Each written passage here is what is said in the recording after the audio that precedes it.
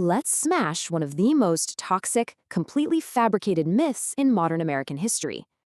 Be honest, what pops into your head when you hear the phrase welfare queen? For decades, we've been sold this total lie about lazy people exploiting the system for luxury. But get this, the entire stereotype comes from literally one extreme outlier named Linda Taylor. She wasn't some typical recipient just trying to get by. She was a literal criminal embezzler. Yet her crazy, sensationalized crimes were instantly weaponized to punish millions of struggling, innocent families.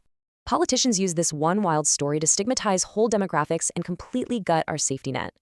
So we gotta ask, do people using these programs actually just refuse to work? Brace yourself. The vast majority of people on welfare actually already have at least one job. Seriously, single moms' employment skyrocketed during these reforms, but severe poverty, it didn't budge.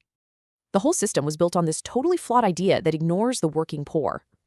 People aren't lazy. Wages are completely stagnant and average daycare costs like $25,000 a year. Plus, there's no luxurious free ride. Most eligible families only scrape by on $300 a month. The fallout? Cash welfare cratered to 1960s levels, even while overall poverty was actually climbing.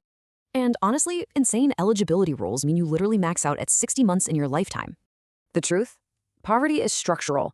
A shocking 2/3 of Americans will need welfare during their adulthood. Ultimately, one single, overblown crime was weaponized to brutally punish everyday, hardworking Americans. Knowing the truth behind this awful myth, we really gotta ask, who actually benefits from this?